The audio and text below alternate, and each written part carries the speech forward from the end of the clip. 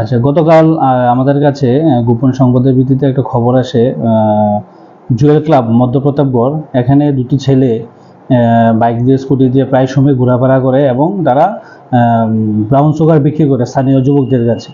তো এই খবর পাওয়ার সঙ্গে সঙ্গে আমার থানার 2 অফিসার শানুদেব বর্মা এবং কৌশিক দাস সহ এবং অন্যান্য অফিসার আমরা জুয়েল ক্লাব মধ্যপ্রতাপগড় এলাকায় যাই এবং স্থানীয় লোকদের সাহায্য নিয়ে আমরা 2 জন লোককে আটক করতে সক্ষম হয় এবং তাদের কাছ থেকে একটি শোকেস ব্রাউন সুগারের প্যাকেট উদ্ধার করি, যা আমাদের সমাজে এইগুলাকে হিরোইন বা ব্রাউন সুগার নামে চিহ্নিত করে।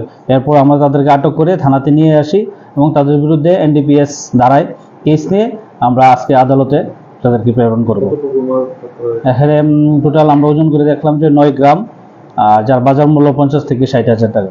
আচ্ছা, তাদের কি জিজ্ঞাসা করে কিছু পাওয়া গেছে তাদের সঙ্গে আর কারা জড়িত আছে বা কে এটার সঙ্গে মূল? এখনো ইনভেস্টিগেশন চলছে।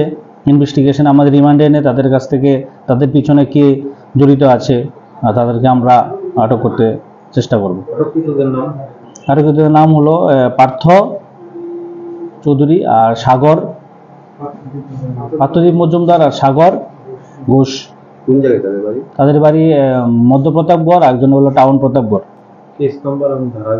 কেস নাম্বার হলো ডিনগর পিএস কেস নাম্বার 20/2024, ধারা 21B, 25, 27A এবং 29 এনডিপিএস।